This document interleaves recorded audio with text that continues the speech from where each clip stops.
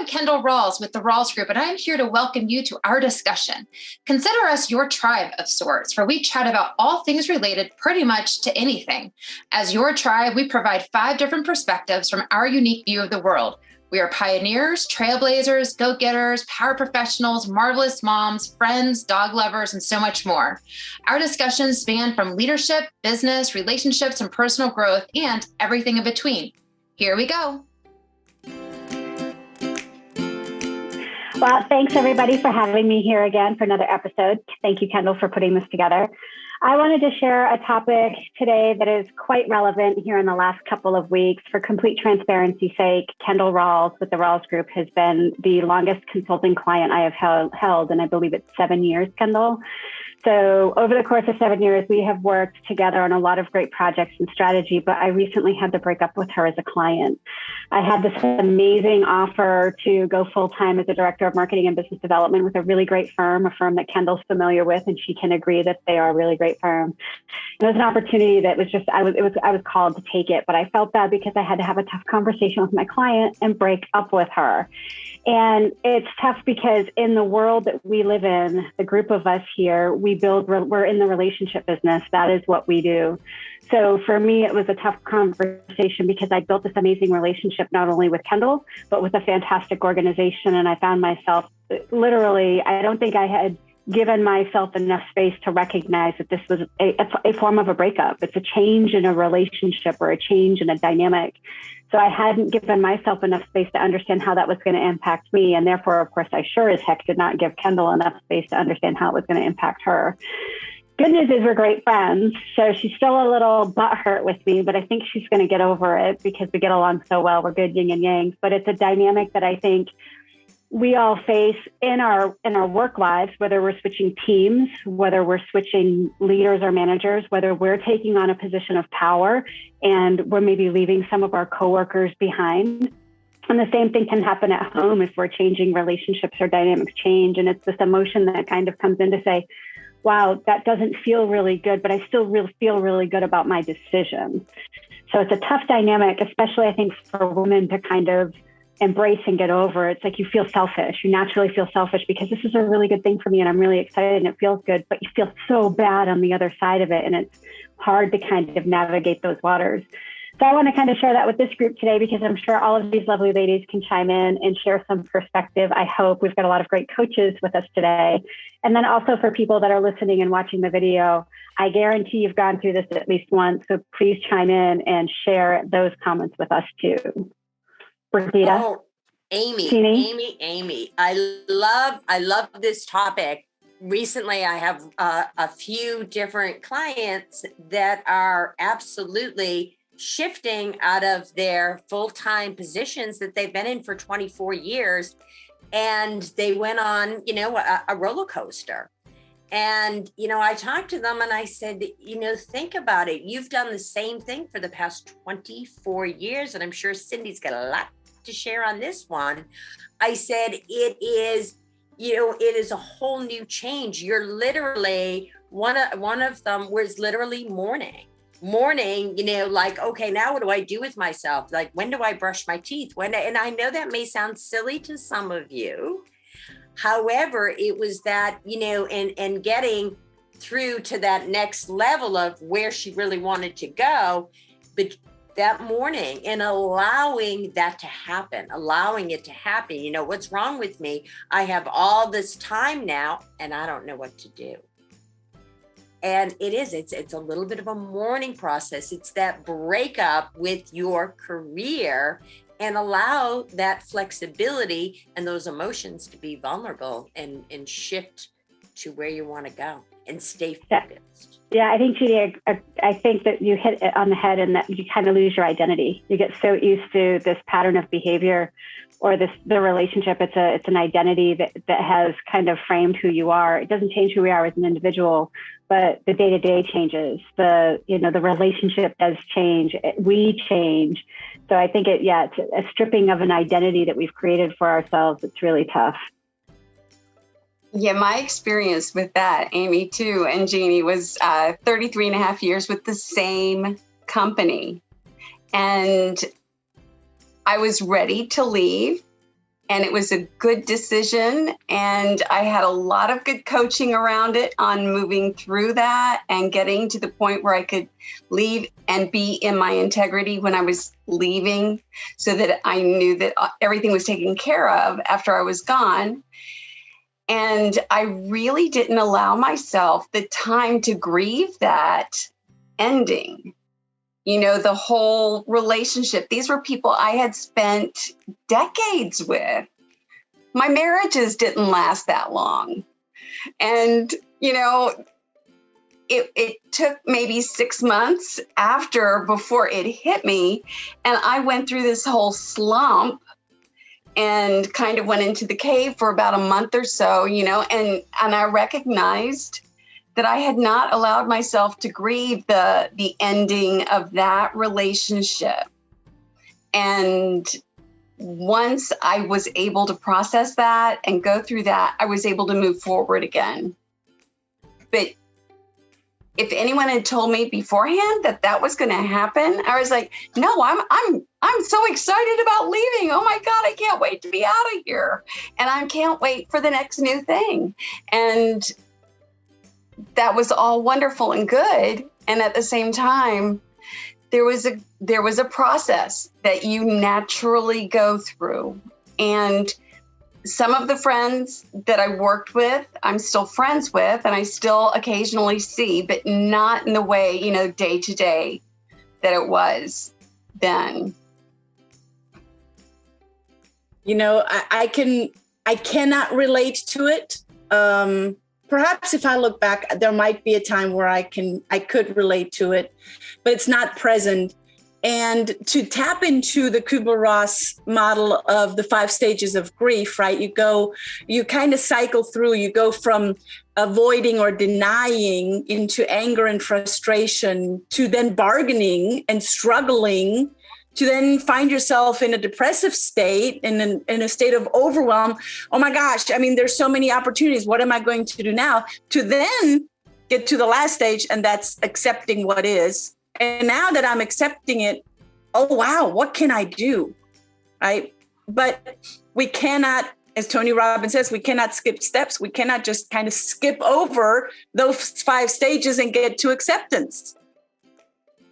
Yeah, it's a journey. I was going to say something else, but what you just said just hit me a couple weeks ago. I was thinking about where I want to be. Like I'm here and I wanted to be somewhere else at a different, in my age. And I began to think about the thought of the journey and that I just haven't gotten there yet. And it would annoy me when people would say you're just not there yet. But then I began to think about, if you're walking down a path or you're driving in a car, there currently is no technology out there right now, like a teleport, which I really wish there was,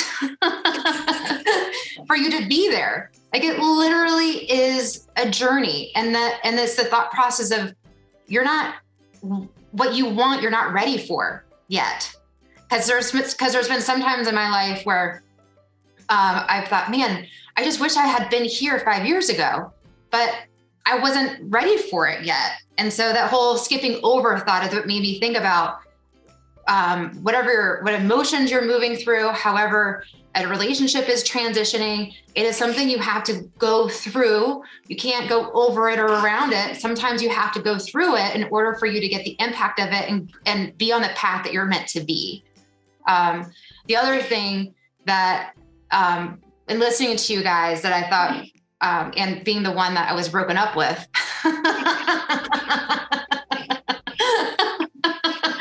sorry, is, and I've gone through the five stages of grief, and I've tried to skip a few. And yes, I've done some bargaining and I've done all the different things, but it's acknowledging in any relationship, in any work relationship, and a friendship, and a partnership, whatever, is that as hard as it is, people grow and change, and we're all on different paths. And as much as I want for Amy and I to dominate the world, with her to be 100% with the Rawls group, that's not her path. It doesn't mean that our futures are now separate. We can still, it's going back to what a previous episode we talked about. We're now creative problem solving, and we're just going to create a different way of getting there. And I've had a few friend relationships that the more that I'm understanding who I am and I'm growing and creating boundaries, friends, relationships change. And some people are okay with that and some people aren't okay with that. And it's having to let go of and allowing yourself to fly, because otherwise, if you're holding yourself back, you're only hurting yourself. Yeah, I think one of the ironies of the situation of the Kendall and Amy breakup was the fact that we've worked together for 7 years, but we literally met each other for the first time in person in September of this year. And I was not looking for full-time work. I wasn't out, accepting taking offers and interviewing and all of this. And her and I were together, and I will never forget it, Kendall. I think it might have been at the Heat show. And you looked right at me and you're like, you better not leave me. You better not leave me. And I said to her, I have no intentions. I'm not going anywhere. I didn't know I was going to be going anywhere. Sometimes things just happen. But the interesting dynamic here was, I think for as long as Kendall and I have worked together, and the first time meeting each other, and then not even 2 months later, all of a sudden I'm breaking up with the Rawls group. I think that was part of the journey that both her and I had to go through, because we recognize that it's a truly authentic relationship. It's not just a client and a vendor or partner relationship. We realize that we truly get along so well. It is an authentic relationship, and we don't need this contractual binding agreement for us to continue that going forward. That's what I'm taking from it. I don't want to speak for Kendall, but I don't need to send an invoice and get paid to actually like Kendall Rawls. I genuinely love who she is as a person and think she's amazing. And I said to her, I'm like, I don't let a whole lot of people into my family fold. And we were out drinking with my sister for her birthday when we were in Newport at a Women in Energy conference. So I said to Kendall, I said, you're stuck with me for life, girl. There's no getting rid of me. I'm your stalker now. You're part of my family. That is awesome. Well, clearly. And because of that, that's why we're here together as well, right? I mean, what a great group of women that some have met, some have never met, some only met on Zoom. And it might stay that way. But I think there's a really good message in what you just said, Amy, and that is, when we build these relationships, the contractual part, the transactional part, the money giving or money earning part becomes irrelevant. It's a side product, but it becomes irrelevant because relationships at the end of the day are so much stronger and so much deeper. And it goes back to what you said in the last episode too, Brigida, something that you talk a lot about is that authenticity piece. It's really having authentic relationships. And I'm a big believer in the work that we do, whether you're a consultant or you're a coach, an educator, a servant leader, you have to be authentic in those relationships. And if you're not, then you don't get this powerful group like we have here.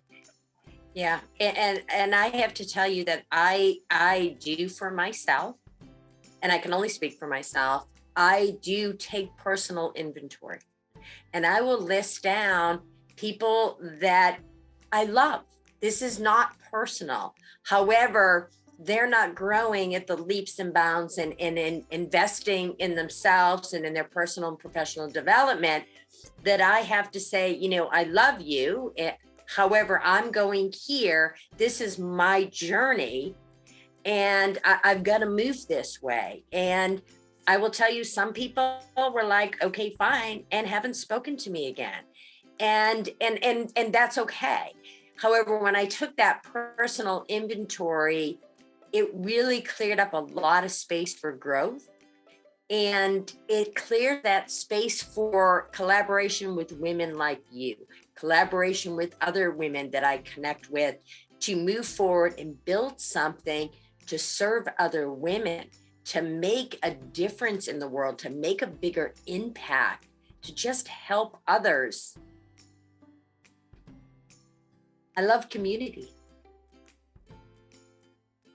Honestly, I don't know who doesn't like community. I don't either. Right?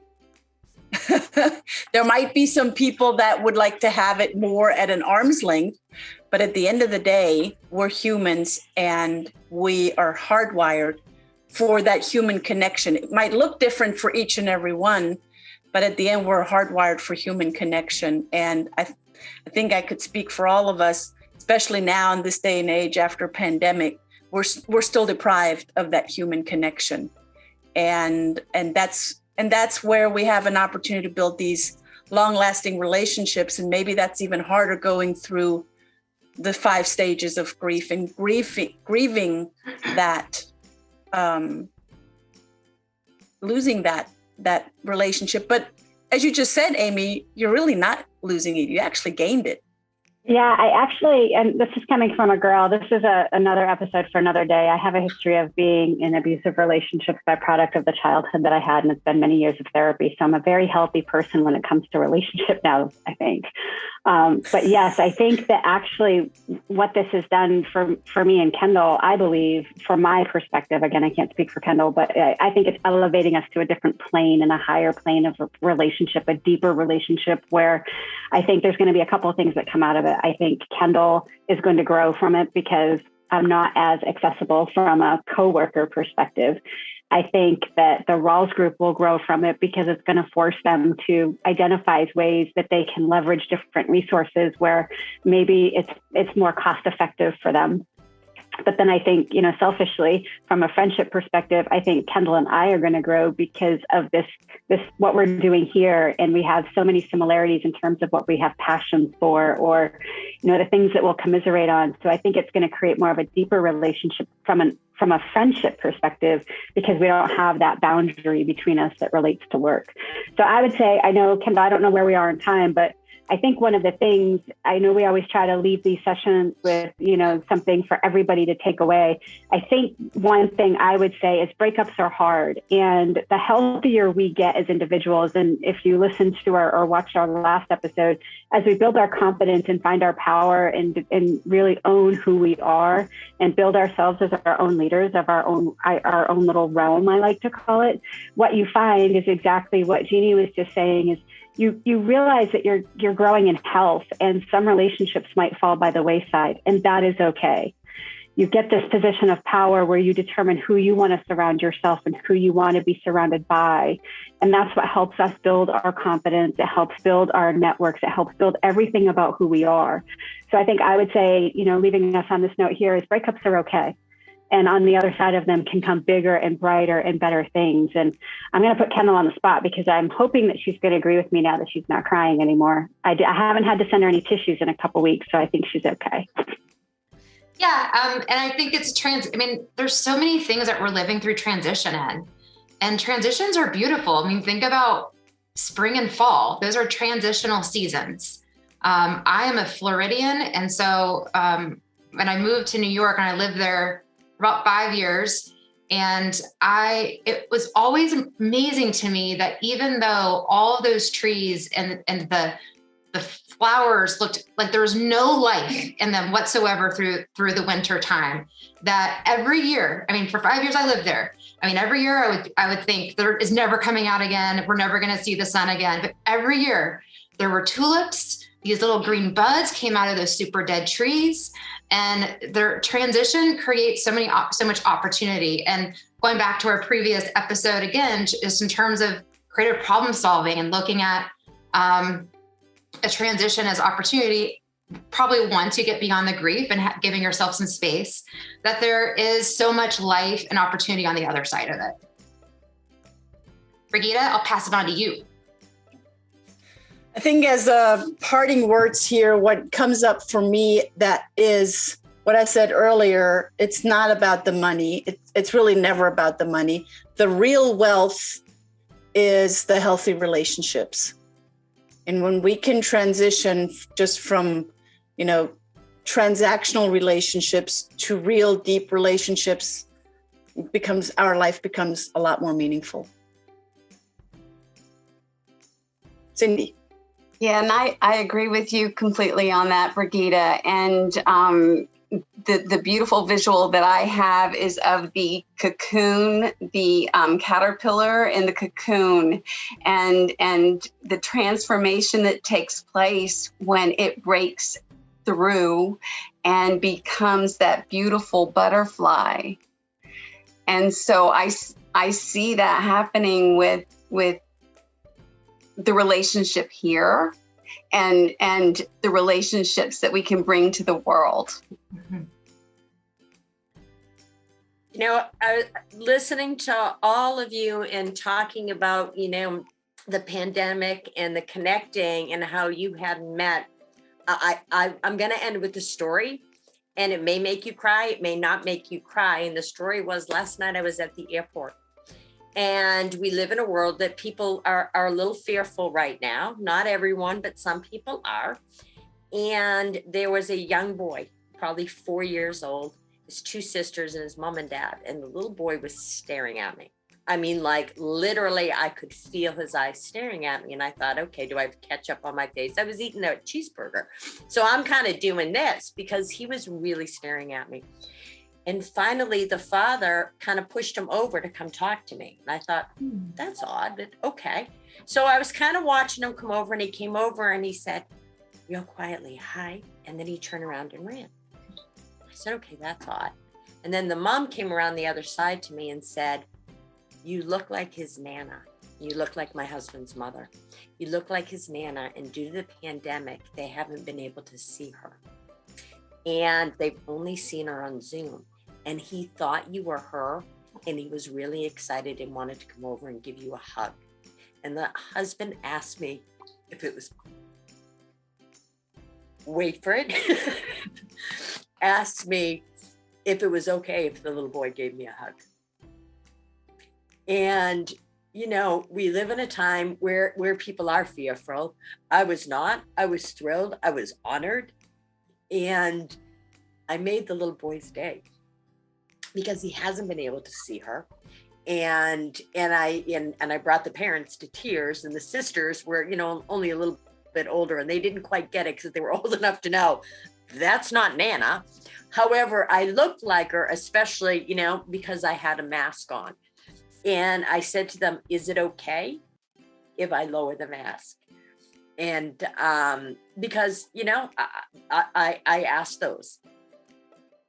And having that non-connection with not only us building these relationships, but with small children, you know, you forget till something like that happens. And I was just, needless to say, I was all stuffed up the whole plane ride home. Okay. That's what I have. Be open to a hug from a little boy.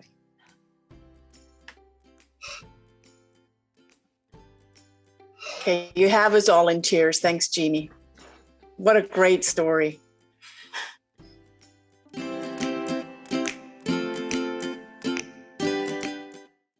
We appreciate you listening in. Do you have something you would like to chat about with us or maybe chime in on?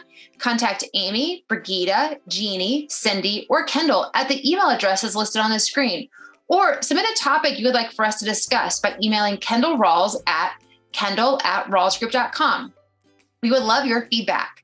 Thank you to our 5 excellent coaches for sharing insight and perspectives and showing the power of vulnerability. Your Tribe is produced by the Rawls Group Business Succession Planners.